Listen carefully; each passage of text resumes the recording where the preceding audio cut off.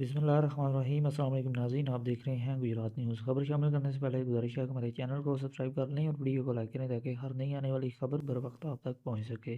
ناظرین، آپ کو اپڈیٹ کرنے جا رہے ہیں گجرات کی تحصیل کھاریاں سے۔ کوٹلہ ربلی ہاں کے نواحی گاؤں ہنج میں ایک پولیس مقابلہ ہوا جس میں 4 ملزمان ہلاک ہوئے۔ ان ملزمان میں مرکزی ملزم فیصل ہنج جو کہ شہید ایلیٹ فورس کے اہلکار طارق عزیز کی شہادت کے بعد ایف آئی آر تھانہ ککرالی میں درج ہوئی، اس ایف آئی آر کا مرکزی ملزم فیصل ہنج جو کہ 17 گھنٹے کے طویل پولیس مقابلے کے بعد جس کی ہلاکت کی خبر سامنے آئی، اپنے 3 ساتھیوں سمیت مرکزی ملزم فیصل ہنج پولیس مقابلہ میں ہلاک ہوا اور اس کی نماز جنازہ اس کے آبائی گاؤں میں ادا کر دی گئی۔ اور سوشل میڈیا پر ایک ڈسکشن جو ہے وہ جاری ہے، اور وہ یہ ہے کہ حیران کن طور پر لوگوں نے اس کی نماز جنازہ میں شرکت کی۔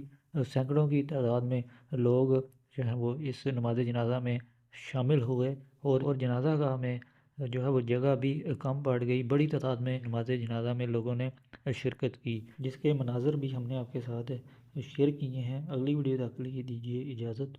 اللہ حافظ۔